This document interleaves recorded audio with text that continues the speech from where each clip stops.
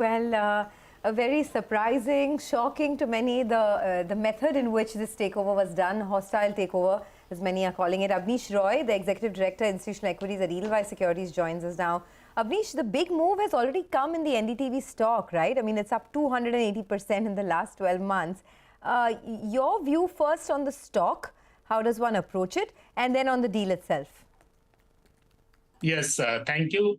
Yeah, you're right that stock has moved up. In contrast, if you see Z and Sun TV have not done relatively that well. Of course, media industry has gone through extremely challenging times because of the COVID, then the advertisers cut because of margin pressure, which we think will recover in H2. Coming to this specific thing, there are three key points. I think this was expected that Adani would acquire someone. If you remember, they had set up this media vehicle a few quarters back, and then they acquired stake in Quintilion. See, media is extremely important, right? For such a large conglomerate, one of the wealthiest Indians, media is fourth estate in the democracy. So it's extremely important. And NDTV is one of the few players which is a credible channel. And of course, there was this issue of this stake, which was there, pledge stake, etc. So definitely, this is a logical extension of that. I think based on the comments by the founder, it seems that clearly this is not as per their knowledge, as per their approval. So need to see how things shape up in terms of founder versus Adani. But yes, the way things are panning out, I would expect that a lot of the investors, because of the up move in the stock price also, and because Adani obviously are far, far bigger conglomerates, I think Adani eventually should succeed, but we need to see in terms of approvals, in terms of how the founders react. That will be something interesting to watch. What do you think would be the future, the course of action for the founders? That's point number one. And secondly, with the kind of rally that we've seen in the stock already, maybe some saying that, the street was anticipating a deal of this sort to come by at some point in time. Do you think the best is behind the stock of NDTV? So if you see, this is not a very diversified company. So it has got just one very strong channel in the English space, Hindi extremely competitive. So yes, I would say that yes, the up move in the stock clearly is very different versus what you've seen in other media stocks. Second, of course, is this could potentially be negative for the listed companies like TV Today, because in news space, if Adani starts being the real promoter of NDTV, clearly it means completely different competitive dynamics for TV Today.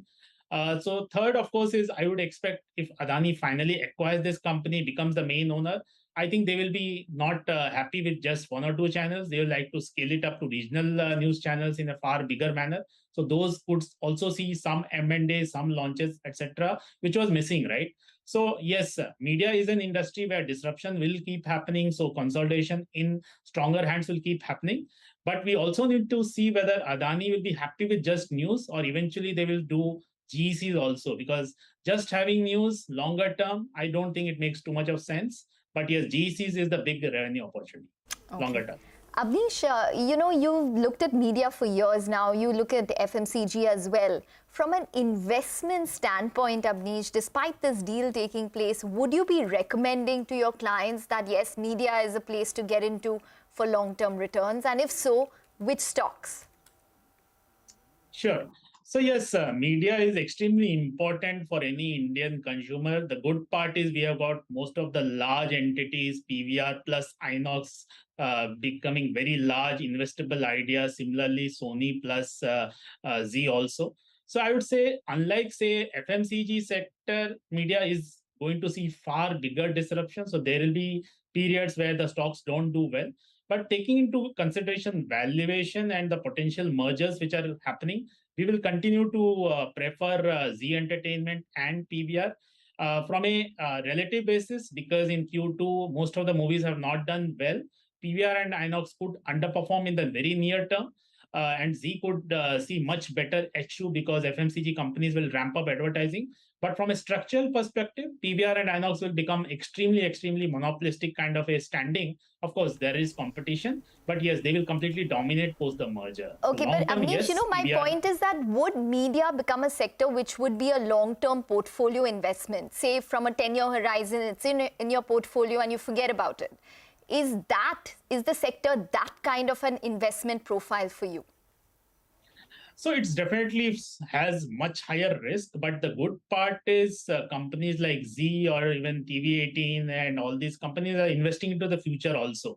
So they are investing in OTT. So it's important to see these companies as a content creator rather than a broadcasting channel or as an OTT. That's very important.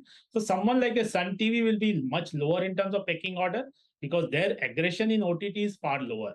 Someone like a Z and Sony will be having sports, will be having movies, music, plus the TV. So I think good to go for diversified. But as I said, the risk in media is high. But yes, from a 5-year perspective, both PVR and Z can make a lot of money given the valuation and given the merger benefits which will accrue. So, since we're talking about 5-year perspective, right? What's your view on NDTV for the longer term? Okay, now this news has played out. And perhaps the news is in the price for now. But as you rightly pointed out, I mean, such a large conglomerate acquiring a media company, it's having it as its fourth estate is in a way prestigious for them as well. They would like to grow it in a certain way as they have done other businesses. Do you think the long-term scalability and of course, at the same time trying to dwarf competition too, do you think they'll be successful in that and scale this business to new heights? And if yes, from a slightly longer-term perspective, does it still make sense to get into a stock like NDTV?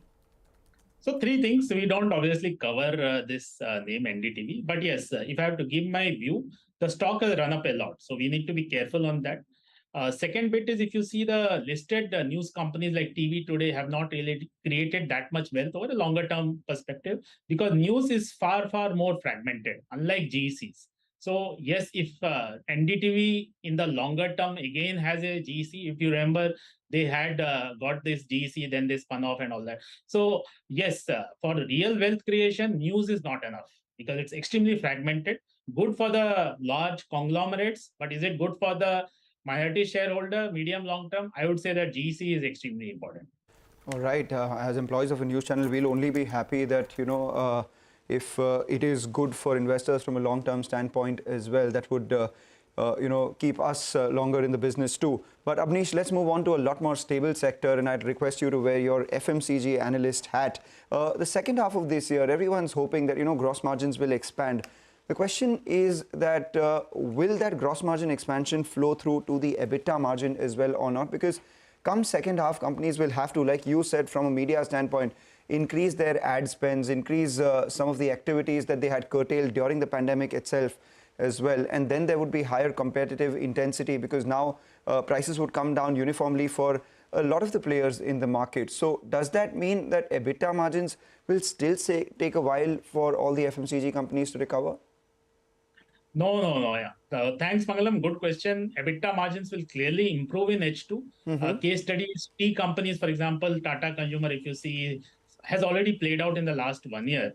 Yes, advertising spends will go up in H2, but please note, small regional companies don't come back very quickly. So they may come back, say, after 3-4 quarters in terms of advertising spends, but such companies have not made much profit, so they will not come back in terms of advertising.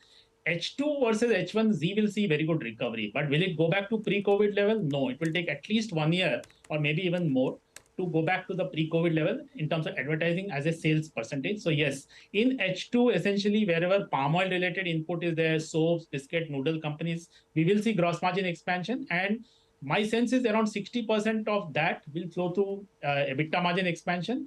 May not be true for Godrej Consumer because Godrej Consumer has said they will ramp up advertising far more, but most other companies will see that benefit. And since you spoke about Godrej Consumer, Abneesh, a couple of other companies which have management changes which will play out over the next couple of months. We will have Colgate, Prabha Narasimhan joins in, and Jubilant Foodworks as well. Both of them, what are your thoughts on these stocks? Yeah, you are absolutely right. A lot of management changes happening. We will prefer companies in which diversified play is there. So if I compare Colgate versus say GCPL, clearly GCPL is far more diversified. So I'll prefer that. I'll prefer Dabur, for example, where no management change is happening, but more diversified. Similarly, in Jubilant, if you see, because now in-home consumption has taken a back seat, plus there is more competition by Devyani, Sapphire, and all those also. So I'll be a bit cautious in terms of pecking order. I like Jubilant Foods, but yes, because in-home consumption and more competition, slightly it will be lower in terms of pecking order. So what are your top picks now in the sector as a whole from the entire basket of stocks that you track? Sure, thanks. So there are two key things. One is the rural recovery in 75-80% of the states. There is going to be a rural recovery in H2 starting and FY24. There is a problem in UP, Bihar, Jharkhand, Bengal because there is a deficit in terms of rainfall. On an overall basis, rural recovery should start for most of the companies. And second is the raw material deflation, which is going to happen. And third is the market share. Based on this, I like Hindustan Unilever, I like Asian Paints, I like Titan. These 3-4 names will be the top picks. Apart from that, I continue to like someone like a Britannia and even Nestle. Oil is back at 100, Abneesh. Asian Paints you still like? Yeah, it's more from a longer term perspective, because if you see the market share gains which are happening, diversified play. Of course, if crude goes up, there could be some near term underperformance. But yes, I do expect that in second half, we will see very strong number. Only thing in paints, because you have asked, in Q2, because of very high rainfall, there could be some postponement of demand which can happen to paint companies in general. Okay, all right, Abneesh, and I'm assuming that you prefer FMCG from a 5-year perspective over media. Correct, that's true. All right, we're going to leave it on that note. Thanks very much for joining in and talking to us. So that's Edelweiss Securities giving its comprehensive view on media as well as FMCG. We need to take a short break, but up next we'll put the focus on global pharma major Abbott India and GSK India. So a lot of these pharma MNCs in focus on account of brokerage notes, all that and more on the other side. Stay tuned.